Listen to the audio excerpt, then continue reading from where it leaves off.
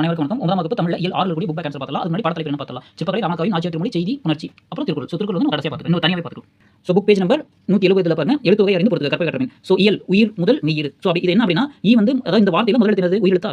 கடைசி என்னது மெய். அதாவது ஈருனா கடைசி அப்படின்னு அர்த்தம். முதல்னா முதல் வரை எழுத்து அர்த்தம். அதான் இந்த வார்த்தை பொறுத்தவரைக்கும். அப்ப உயிர் முதல் மெய் இரு. அடுத்து புதிது அப்படிங்கிறது இப்பு கூட்டல் ஊதன பூ, தூங்குறது கூட்டல் ஊவா. அப்ப மெய் முதல் உயிர் இரு. ஆனி ஆங்கிறது உயிர் எழுத்து.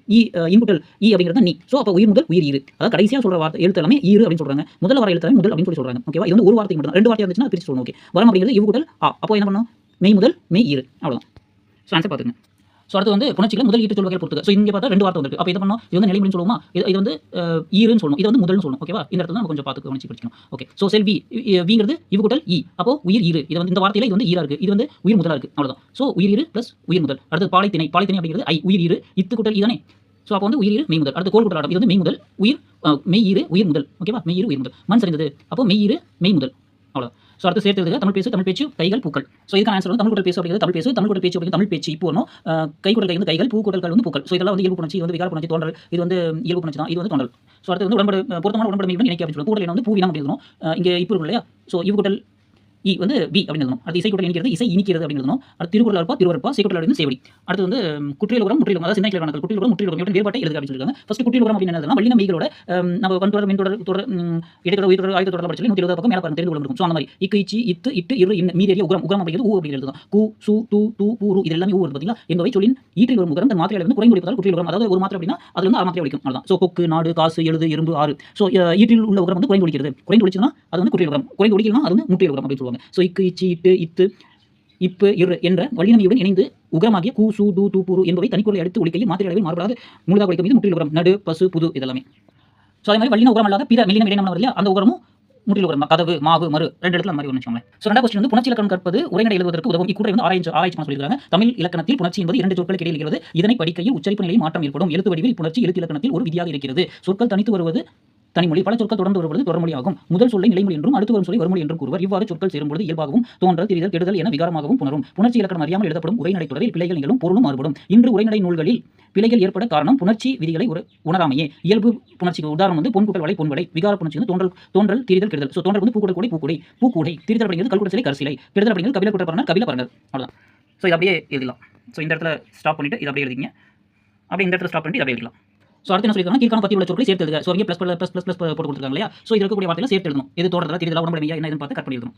நம்ம ஆன்சர் எழுதும்போது அந்த பேராகிராஃப் அப்படியே எழுதுங்க. அந்த வார்த்தை அந்த தொன்மை கூட்டல் ஆனு சொல்லி போடுறாங்க. அப்போ தொன்மையான அப்படிங்கிற வார்த்தை இங்கெல்லாம் ப்ளஸ் போட்டு அவங்க ஒற்றை மேற்கோள் குறி போட்டு உள்ள இருக்கக்கூடிய வார்த்தைகளை சேர்த்து கரெக்டாக எழுதணும் அப்படிங்கிறது தான். ஓகேவா? ஆன்சர் மட்டும் எழுதிருக்கீங்க. நீங்க விடை எழுதும்போது பரிசு எழுதும்போது அந்த பேராகிராஃப் கூட எல்லாத்தையும் என்ன பண்ணணும்? சரியான வார்த்தையோ அதை எழுதிட்டு கீழே அப்ளை பண்ணிடணும். பென்சிலையோ அல்லது பிளாக் பென்லையோ. ஓகே. தொன்மையான நூல் ஆகிய தொல்காப்பி தொன்மை கூடலான தொன்மையான நூல் கூட்டலாகிய நூலாகிய தொல்கூட்டல் காப்பியம் தொல்காப்பியம் கூட்டல் தொல்காப்பியத்தில் சிற்பம் கூட்டல் கலை சிற்பக்கலை ஆ கூட்டல் கல்லில் அக்கல்லில் தமிழக கூட்டல் சிற்பம் கூட்டல் கலை தமிழக சிற்பக்கலை அப்படின்னு வரும். இவங்க தான் இங்கிலீஷ் எடுத்துருக்கும். இதனை கூட்டல் கொள்ளலாம் இதனை கொள்ளலாம். அடுத்தது கண்ணகிக்கு கூட்டல் சிலை கண்ணகிக்கு சிலை இச்சு வரணும். சுதை கூட்டல் சிற்பங்கள் சுதை சிற்பங்கள் இச்சு வரணும். அறிய கூட்டல் முடிகிறது அறிய முடிகிறது. இதுக்கான ரீசன் வந்து எழுதியிருக்கேன். பட் இது தேவையில்லை. அவ்வளவுதான். சும்மா பார்த்துக்கலாம். தொன்மை கூட்டல் ஆன அப்படிங்கிறது உடம்படி தான் தொன்மையான அப்படின்னு சொல்லுவோம். இன்னும் கூட்டல் அறிய அப்படிங்கிறது மெய் முதல் உயிர் கெடுதல் நூலாகி அப்படின்னு சொல்லுவது. தொல்காப்பியம் கூட்டல் அப்படிங்கிறது இத்தில் அதாவது மெய் உயிர் வந்து திரிதல் விகாரத்தில் வரும். சிற்பம் கூட்டல் கலை வந்து சிற்பக்கலை திரிதல் சிற்பக்கலை வருது. ஆ கூட்டல் கலை வந்து தோன்றல் விகாரம் அக்கலில் இணையெழுத்து வந்து வருது. தமிழக இச்சிறப்பு அது இணையெழுத்து தமிழ் தோன்றல் திரிதல் விகாரத்தில் வரும். ஓகே. இது வந்து தோன்றல் விகாரத்தில் வரும். இங்க வந்து திரிதல் விகாரத்தில் வரும். ஓகேவா? அடுத்து இதனை கொள்ளலாம் அப்படி தோன்றல் வந்திருக்கு. கண்ணகிக்கு சிலை திரிதல் விகாரத்தில் வந்திருக்கு.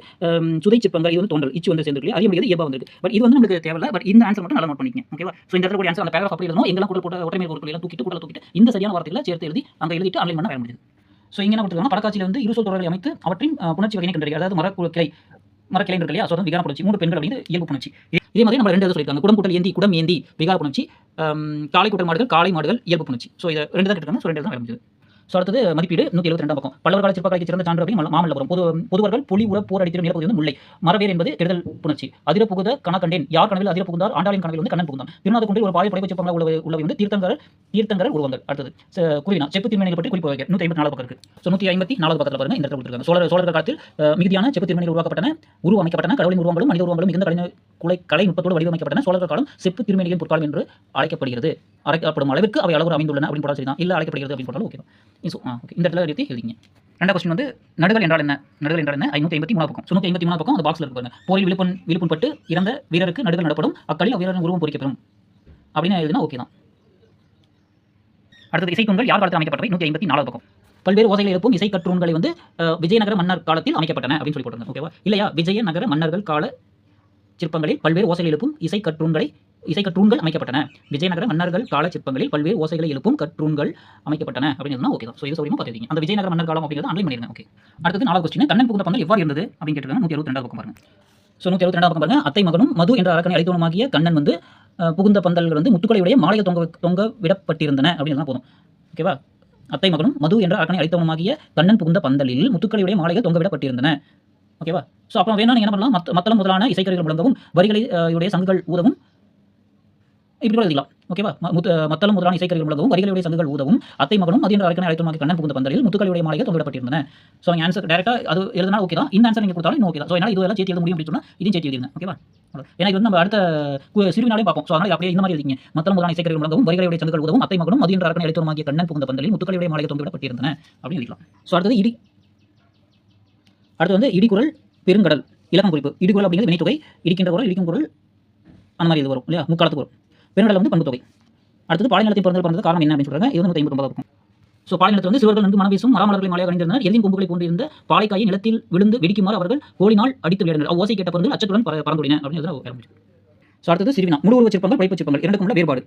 ஸோ இந்த இடத்துல 152 பக்கம் பாருங்க. அது வகைகள்லாம் கொடுத்துருப்பாங்க. நம்ம வகைகள் கொடுக்க தேவையில்லை, ரைட்டா? ஸோ ஏன்னா அவங்க கேட்டிருக்காங்க 2 வகையில் இருக்கக்கூடிய உள்ள தான் கேட்டிருக்காங்க. எத்தனை வகைலாம் கேட்கவில்லை. ஸோ இது வந்து என்ன போதும், உருவத்தின் முன்பகுதியும் பின்பகுதியும் தெளிவாக தெரியும் வகையில் முழு உருவத்தில் அமைந்த சிற்பங்கள் முழு உருவ சிற்பங்கள். இது வந்து ஹெட்டிங் முழு உருவ சிற்பங்கள் அப்படின்னு போட்டு எழுதுங்க.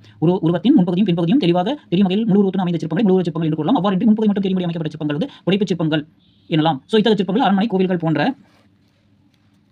இடங்களில் காணலாம். குறிப்பாக கோவில் தரைப்பகுதி, கோபுரம், தூண்கள், நுழைவாயில்கள், வெளிப்புறங்கள் என எல்லா இடங்களிலும் புடைப்பு சிற்பங்கள் பார்க்க முடிகிறது. அவ்வளவுதான். ஸோ அடுத்தது நாயக்கர் கால சிற்பங்களின் நுட்பங்கள் யாவையும் கேட்டிருக்காங்க. 154 பக்கம் இருக்கு. ஸோ 154 பக்கம் பாருங்க. நாயக்கர் கால சிற்பங்கள் இருக்கா. நாயக்க மன்னர் பல இடங்களில் ஆயிரங்கால் மண்டபங்களை அமைத்தனர். மண்டப தூண்களில் அழகிய சிற்பங்கள் செதுக்கினர். மதுரை மீனாட்சி அம்மன் கோயில், ராமேஸ்வரம் பெருங்கோவில், திருநெல்வேலி நெல்லையப்பர் கோவில், கிருஷ்ணாபுரம் பெருமாள் கோவில், திண்டுக்கல் அருகே தாடிக்கொம்பில் உள்ள பெருமாள் கோவில், பேரூர் சிவன் கோயில் போன்ற இடங்களில் கலைநயம் மிக்க சிற்பங்களை காண முடியும். மதுரை மீனாட்சி அம்மன் கோவில் ஆயிரங்கால் மண்டப தூண்களில் கண்ணப்பர் குரம் பொருத்தி போன்ற சிற்பங்கள் உள்ளன. அதுக்கப்புறம் வந்து கோயம்புத்தூர் அண்மையில் பேரூர் சிவன் கோவிலில் உள்ள சிற்பங்கள் நாயக்கர் கால சிற்பங்களின் உச்சநிலை படைப்பு என்று கூறலாம். போதும். ஸோ இதில் வந்து ஒரு 4 பாயிண்ட் பிடிச்சிருந்தா ஓகே, அவ்வளோ வேலை முடிஞ்சது. ஸோ அடுத்தது ராம காவியத்தில் இடம்பெற்றுள்ள 2 ஓமைகள் எழுத சொல்லியிருக்காங்க. எடுத்துக்காட்டுக அப்படின்னு. ஸோ இதில் வந்து நம்ம மனப்பாட பாட்டாக இருக்கு இல்லையா. ஸோ இதை வந்து நம்ம எழுதிக்கலாம். கல்லினை பிறந்தாரும் கரையோர குளம் தேயும் முல்லை அம்புறவில் தோன்றும் முருகான் யாரு பாயும் நெல்லினை கரும்பு காக்கும் நீரினை கால்வாய் தேக்கும் மல்லலம் செருவில் காஞ்சி வஞ்சியும் பூக்கும் வஞ்சி மருந்து பூக்கும். ஸோ இந்த பாடல் எழுதிட்டு இதுக்கான விளக்கத்தை எழுதணும். ஸோ இதுக்கான விளக்கம் இங்கே இருக்குது. மலையிலேயே தோன்றும் மாறும் கரையை மோதி ததும்பும் குளத்து நீரும் முல்லை நிலத்தின் அலையை காட்டாரும் மருந்து நிலத்தில் பாய்ந்தோடும் அங்கு நெற்பயிரை காக்கும் வகையில் கரும்பு வளர்ந்து நிற்கும் பெருகி வரும் நீரினை கால்வாய் வயலில் தேக்கி வளம் பெருக்கும் இதற்கு வளர்ந்த மருந்து நில வயலில் காஞ்சி வஞ்சி மிளகு பூத்து நிற்கும் அப்படின்னு தான் விளம்புறது. ஸோ 2 கேட்டிருக்காங்க இல்லையா. அடுத்தது எருதுகோடு அண்ணா பாலைக்காய் அப்படின்னு எழுதிட்டு எருதுகோடு அண்ணா பாலைக்காய் அவங்க ஓமை தான் கேட்டிருக்காங்க. ஸோ இது ஒரு ஓமை தான். எருதுகோடு அண்ணா பாலைக்காய் அது எதுக்கு ஓமையாக வருது அப்படின்னு. ஸோ எருதோட கொம்புகள், எருதோட கோடுனா கொம்பு இல்லையா, எருதோட கொம்புகளை போன்றிருந்த பாலைக்காயை நிலத்தில் விழுந்து வெடிக்குமாறு அவர்கள் சிறுவர்கள் வந்து கோலினால் வெடிக்குமாறு கிடந்தன அப்படின்னு சொல்லி போடுங்க. அதாவது எருதின் கொம்புகளை போன்றிருந்த பாலைக்காய்கள் நிலத்தில் விழுந்து கிடந்தன அப்படின்னு சொல்ல எழுதினாலும் ஓகே தான். இல்லையா, எருதின் கொம்புகளை போன்றிருந்த பாலைக்காயை நிலத்தில் விழுந்து வெடிக்குமாறு சிறுவர்கள் கோலினால் அடித்தனர் அப்படின்னு போட்டால் ஓகே தான். அதாவது அந்த எருதோட கொம்பு மாதிரி அந்த பாலைக்காய், அதான் அந்த எருதோட கொம்புக்கு வந்து பாலைக்காய் ஓமையாக குறிப்பிடப்பட்டுள்ளது எல்லாம் ஆரம்பிச்சது. அடுத்த 4 கொஸ்டின், ஆண்டாளோட கனவு காட்சிகள் எழுதுக. இது 162 பக்கம் இருக்கு.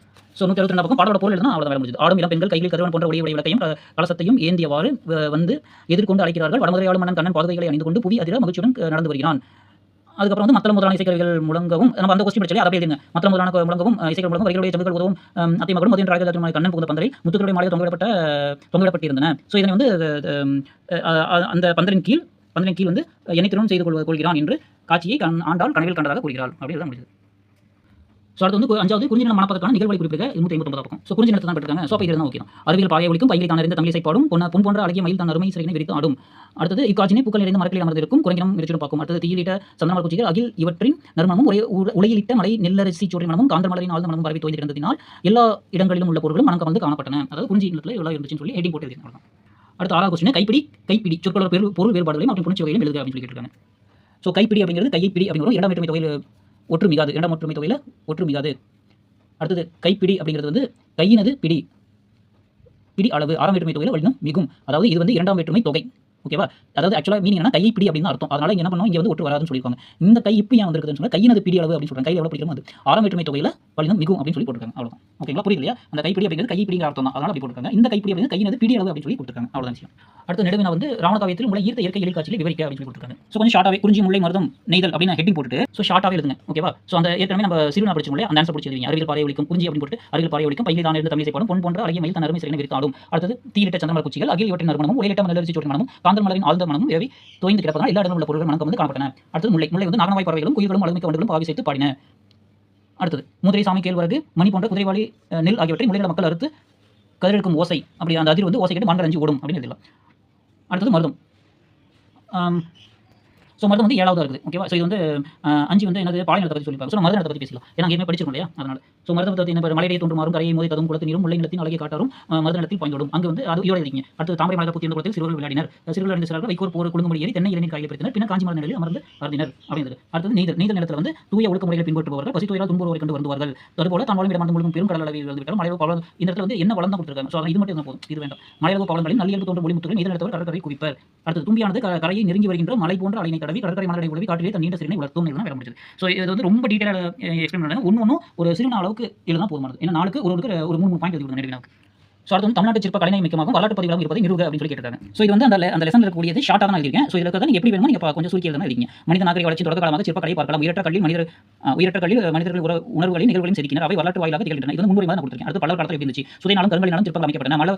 மாமல்லபுர சிற்பங்கள் சேர்ந்த சான்றம் கடற்கரை பெரிய பாறைகளை செதுக்கி பற்பல உருவங்களும் பஞ்சபாண்ட ரதங்களும் என அனைத்தும் அற்புதமானவை. காஞ்சி கைலாசநாதர் கோயில் வைகுந்த பெருமாள் கோயில் ஆகியவற்றில் உள்ள தெய்வ உருவங்கள் மிகுந்த கலைநயத்துடன் காணப்படுகின்றன. அடுத்து பாண்டியர் கால சிற்பங்கள் வந்து பாண்டிய காலம்னு போட்டாலும் ஓகே தான். ஓகேவா? ஏன்னா எல்லா இடத்துலையும் ஒரு வார்த்தை சேர்த்து உங்களுக்கு இன்னும் டைமிங் தான் எடுத்துக்கணும் நிறைய. ஸோ பாண்டியர்கள் குகை கோயில் சிறப்பு மிக்கவை திருமயம் பிள்ளையார்பட்டி குன்றக்குடி திருப்பரங்குன்றம் கடுமலை போன்ற குறிப்பிடத்தக்கவை. அடுத்து சோழர் காலம். நார்த்தாமலை நடனமுத்திரைகள் குடும்பாலூரில் உள்ள மூவர் கோயில் சிற்பங்கள் குரங்கநாதர் கோவில் சிற்பங்கள் தாராசுரம் ஐராதீஸ்வரர் கோயில் போன்றவை குறிப்பிடத்தக்கவை. அடுத்து விஜயநகர காலம். ஆடையாபரங்கள் கலைநயத்துடன் அமைக்கப்பட்டன. குதிரை வீரன் குதிரை மேல் ஏறிச்சல் ஒளிர்ப்பும் இசைத்தூங்கல் போன்றவை குறிப்பிடத்தக்கவை. அடுத்து நாயக்கர் காலம். மதுரை மீனாட்சியம்மன் கோவில் ராமேஸ்வரம் கோயில் திருநெல்வேலி நிலையப்பர் கோவில் பேரூர் சிவன் கோயில் போன்ற இடங்களில் கலைநயம் மிக்க சிற்பங்களை காண முடியும். அடுத்து பௌத்த சமயம். பௌத்த சமயத்தை தழுவிய தமிழர்கள் புத்தரின் உருவத்தை அமர்ந்த நின்ற படுத்த படுத்த நிலைகளில் சிற்பங்களுக்கு படைத்து வழிபட்டன. விழுப்புரம் மாவட்டம் செஞ்சி கரையில் உள்ள திருநாத குன்று என்னும் இடத்தில் ஒரு பாறையில் 24 தீர்த்தங்கர உருவங்கள் புடைப்பு சிற்பங்களாக செதுக்கப்பட்டுள்ளன அப்படின்னு வேலை முடிச்சது. ஸோ அதுக்கப்புறம் கடைசி என்ன பண்ணுவோம்? இவ்வாறு தமிழ்நாட்டு சிற்பங்கள் கலைநயம் மிக்கமாக வரலாற்று பதிவுகளாகவும் இருக்கின்றன அப்படின்னு சொல்லுங்க. அடுத்த கொஸ்டின் வந்து இசைக்கு நாடு மொழி இனம் தேவையில்லை என்பதை செய்தி கதை மூலமாக விளக்குன்னு சொல்லியிருக்காங்க. இது கொஞ்சம் ஷார்ட்டாக எழுதியிருக்கேன் பாருங்க. நாதஸ்வரம் என்பது தமிழகத்தில் இசைக்கப்படுகின்ற நாதஸ்வரம் அப்படின்னு போட்டுங்க. இஸ் வேண்டாம். ஓகேவா? நாதஸ்வரம். ஓகே. நாதஸ்வரம் என்பது தமிழகத்தில் இசைக்கப்படுகின்ற இசைக்கருவிகள் ஒன்று. இது மேலும் ஒத்து தாளம் போன்ற இசைக்கருவுடன் சேர்த்து இசைக்கப்படும். நாதஸ்வரத்தில் பல ராகங்களை வாசித்தார் வித்வான். நிகழ்ச்சிக்கு ஃபிலிம் போல்ஸ்கா என்னும் வெளிநாட்டு சங்கீத வித்வான் குழுவினருடன் வந்திருந்தார். வித்வான் நாட்டை ராகத்தை கம்பீரமாக வாசிக்க தொடங்கினார். போல்ஸ்கா வந்து முகத்தில் புன்னகை நாதப்பொழிவில் தம்மை இலக்கிறார். ஆற்று வெள்ளத்தில் அடித்துச் செல்லப்படுவது போல் இசை வெள்ளத்தில் அடித்துச் செல்லப்படுவதாக உணர்ந்தார். மேலை நாட்டு உடையணிந்த எல்லோரும் தமிழக இசை கேட்டு மறந்தார்கள். வித்வான் சாமராகம் வாசித்து ஆலாபனையில் இறங்க அனைவரும் தம்மை மறந்தனர். போல்ஸ்காவும் குழுவினர் தம்மை மறந்து கைகளை நீட்டி சம்பங்கி மரம் போல் ஆடினர். சாந்த முலோகா போல்ஸ்கா மெய் சிலிர்த்தார். திரும்ப அதையே வாசிக்க வேண்டினார். 5-6 தடவைக்கு மேல் வாசிக்கப்பட்டது. போல்ஸ்கா வித்வானிடம் இதே போல் ஒரு செய்தி இருக்கிறது. இதில் ஏதோ ஒரு செய்தி இருக்கிறது. ஏதோ ஒரு போதம் கேட்கிறது. எனக்கு ஒரு செய்தி, உலகிற்கு ஒரு செய்தி. அது உங்கள் சங்கீதத்தின் செய்தி, எனக்கும் உலகிற்குமான செய்தி. உலகின் எந்த சங்கீதமும் எனக்கு இந்த செய்தியை அளிக்கவில்லை. என் இருகரம் நீட்டி வாங்கிக் கொண்டேன். ஒருவரும் எனக்கு கொடுக்காத இசையை பெற்றுக்கொண்டேன் என்றார். ஓகேவா? ஸோ நான் முடிஞ்ச அளவுக்கு இன்னும் கூட நீங்கள் ஷார்ட் ஆகிங்க. அதாவது கதையில் என்ன சொல்ல வராங்க அப்படிங்கிறதுக்காக தான். ஸோ இவ்வாறு இசைக்கு நாடு மொழி இனம் தேவையில்லை என்பதை செய்தி என்ற கதை மூலமாக அறிகிறோம் அப்படின்னு எழுதினா ஓகே தான். ஸோ இந்த இடத்துல ஸ்லோவாக இந்த வேணுமா நீங்கள் ஸ்டாப் பண்ணி பாயிண்ட் தான் சரி தான். சப்மிட்டிங் போட்டு எழுதினாலும் ஓகே தான். ஓகேவா? ஸோ அடுத்து வந்து மொழிபெயர்ப்பு. அதாவது இதுக்கு மொழிபெயர்ப்பு கொடுத்துருக்காங்க. இதை படிச்சு தெரிஞ்சுக்கலாம். ஓகே தான். அடுத்து மொழிபெயர்ப்புன்னு சொல்லி கொடுத்து. ஸோ மொழிபெயர்க்க ஸ்ட்ரென்த் த பாடி அப்படின்னா உடலை உறுதி செய்யணும் அர்த்தம். லவ் யுவர் ஃபுட்னா உணவை விரும்பும் அர்த்தம். திங்கிங் இஸ் கிரேட்னா நல்லதை நினைவு அர்த்தம். வால்க் லைக் புல் அப்படின்னா காலை போல் நட அப்படின்னு அர்த்தம். யூனியன் ஸ்ட்ரென்த்னா ஒற்றுமை உணர்வு. அடுத்து practice what you have learnt, அதாவது கற்றதை பழகிக்கொள் அப்படிங்கிற மீனிங் அவ்வளோதான். ஸோ அடுத்து வந்து மரபு தொடர்களை கொண்டு தொடர் அமைக்க அப்படின்னு சொல்லி கொடுத்துருக்காங்க. அவங்க முயன்றால் எந்த செயலும் வெற்றி என்பது எட்டாக்கணி இல்லை அப்படிங்கிறது எட்டாக்கணி கொண்டு கொடுத்துருக்காங்க. ஸோ முயன்றால் எந்த செயலும் வெற்றி பெறுவது எட்டாக்கணி இல்லை அப்படிங்கிறது இது கொடுத்துருக்காங்க. அடுத்து வந்து உடும்புப்பிடி சுக்ரீவன் வாலி உடும்புப்பிடி பிடித்து அடித்து துன்புறுத்தினான் அப்படிங்கிறாங்க. அடுத்து கிணற்று தவளை கமலா பல பட்டங்களை பெற்றாலும் கிணற்று தவளை இருக்கிறாள். அடுத்தது ஆகாய தாமரை குதிரைக்கு கொம்பும் உள்ளது என்பதும் ஆகாய தாமரை கண்டு மகிழ்ந்தேன் என்பதும் ஒன்று அப்படிங்கிறாங்க. அடுத்தது எடுப்பார் கைப்பிள்ளை சிவா எதனையும் சிந்தித்து செயல்படாதது போல் பிறர் கூறுவதை நம்பும் எடுப்பார் கைப்பிள்ளையாகவே உள்ளான். அதாவது எதையுமே சிந்தித்து செயல்படாமல் எடுப்பார் சொல்றதை நம்பிட்டு இருக்க பையன் அந்த மாதிரி சொல்லியிருக்காங்க. அடுத்து வந்து மேலதாளம் முருகன் செய்த கையாளுக்கு அவனை காவலர்கள் மேலதாளத்துடன் காவல் நிலையம் அழைத்து சென்றனர். ஸோ செஞ்ச தப்புக்கு வந்து அப்படி அழைச்சிட்டு போறதா சொல்லியிருக்காங்க. ஒரு பேராகிராஃப் கொடுத்து அவங்க என்ன சொல்லியிருக்காங்க? இயல்பு புணர்ச்சியும் விகார புணர்ச்சியும் அதாவது காஞ்சி கைலாசம் கோயில் சுற்றுச்சூழல் முழுவதும் சிற்பங்கள் கலைப்படமாக அது போன்று காஞ்சி வைகுந்த பெருமாள் கோயில் பலவகால சிற்பங்கள் நிறைய உள்ளன. இந்த தெய்வ சிற்பங்கள் மட்டுமல்லாது பிற சிற்பங்களும் உட்புறச்சுவற்றில் சேர்க்கப்பட்டன. பலவகால கோயில் நுழைவாயில் இருப்பதும் காவல் என்பது படைக்கப்பட்டன. இதுக்கு என்ன சொல்லி இயல்பு புணர்ச்சி விகார புணர்ச்சி எழுதுன்னு சொல்லி இயல்பு புணர்ச்சிங்கிறது பல்லவர் காலம் குடைக்கூடல் வரை நுழைவுக்கூடல் நிற்பது போன்று. அடுத்து விகார புணர்ச்சி அப்படிங்கிறது சுற்றுச்சுவர் இச்சு வரணும். கலைக்கூட்டல் வந்து கலைக்கூடம் தெய்வ கூட்டல் சிற்பங்கள் தெய்வ சிற்பங்கள் இச்சு வரணும். இங்கே இச்சு ஓகேவா? இங்கே வராது. அடுத்து மட்டுமல்லாது உள்கூட வந்து உட்புறம் அப்படின்னு சொல்றாங்க. ஸோ அடுத்து மரபுப்பிழையை நீக்கி எழுதுக இங்கே செய்ய அப்படிங்கிறது வளைய அப்படின்னு சொல்லணும். இல்லத்தில் புதிதாக கூரை போட்டனர் எழுதணும். அடுத்து கையல் பானையை செய்ய கற்றுக்கணும் வனைய கற்றுக்கொண்டால் எழுதணும். நேற்று தென்றல் காற்று அடித்தது வீசி எழுதணும். தென்னை மட்டையிலிருந்து நாள் எடுத்தார் சொல்லி உரித்தார் எழுதணும். மணில் பழம் சாப்பிட்டு குறித்தது எழுதணும். கொடியில் உள்ள மலர் கொய்துவா அப்படின்னு இல்லத்தின் அருகே புதிதாக கூரை வேந்தனர் போட்டனர் என்ன பண்ணணும்? வேந்தனர் அப்படின்னு இதுக்கு ஆன்சர் எப்படி எழுதணும்னா இந்த சென்டென்ஸை கரெக்டான வேர்டிங் போட்டு எழுதிட்டு இதை வந்து அப்ளை பண்ணுங்க. ஓகேவா? இந்த வார்த்தை எடுத்து இந்த வார்த்தை போடுங்க. அதை வந்து அப்ளை பண்ணி காமிங்க. இதுதான் ஆன்சர். ஓகேவா? ஸோ அடுத்து வந்து கவிதை படைக்க மூட நம்பிக்கை புவியை போட்டு அன்பின் வழி அவங்க நம்பிக்கை அவங்க கொடுத்தாங்க. ஸோ அடுத்து புவியை போட்டு புலமையை காட்டு புவியை உனக்கு புதுமையை காட்டியது. அடுத்து அன்பின் வழி வந்து அன்பின் வழியே நின்று அகிலத்தை நாளும் வணங்கு உயிரின் வழியே அன்பு செய் அப்படின்னு கவிதையை எழுத சொல்லியிருக்காங்க. அடுத்தது தமிழ் எண்களை வந்து விடை எழுதணும். நான் ஃபர்ஸ்ட் நம்பர் எழுதிட்டேன் 18. அது வந்து 1க்கு வந்து கா, 8க்கு வந்து ஆ, 1க்கு வந்து கா, 3க்கு வந்து ஞா அந்த ஷேப்ல வருது. 9க்கு வந்து கூ மாதிரி வரக்கூடியது. 6க்கு வந்து சாவே வந்து கொஞ்சம் நீட்டி வருது. அடுத்து 1க்கு கா, 2க்கு ஊ, 6க்கு வந்து சா சூ மாதிரி வருது. 3க்கு வந்து ஞா மாதிரி வருது. 1க்கு கா, 2க்கு ஊ. ஸோ இதுக்கு ஆன்சர் அப்படியே எழுதினா போதும். அவன் என்ன சொல்லிருக்கான், விடை வந்து தமிழ் எண்கள் தான் எழுத சொல்லிருக்காங்க. ஸோ இந்த எண்கள் தான் எழுதணும். ஓகேவா? இல்ல இங்க 18 ஐஃபன் போட்டு அப்புறம் எழுதுங்க. ஓகேவா? மெயின் வந்து இந்த தமிழ் எழுத்துக்கள் தான் ஆன்சர் செக் பண்ணுவாங்க கரெக்ட்டா. ஸோ அடுத்து கண்டுபிடிக்க இன்னும் எழுத்தும் கண் இந்த தொடரை வந்து 1 2 3 4 1 5 6 7 8 4 2 அப்படின்னு சொல்லி இந்த இதே முறை பயன்படுத்தி கீழ்காணும் சொற்களை எப்படி குறிப்பிடுவாய்? அப்ப ஏ அப்படிங்கிறது 1 அப்படியே ஒரு எழுத்துக்கு ஒரு நம்பர் போட்டு எழுதிடுவாங்க. ஸோ அதுக்கு ஆன்சர் மட்டும் நான் என்னன்னு கூட சொல்லிடுறேன்.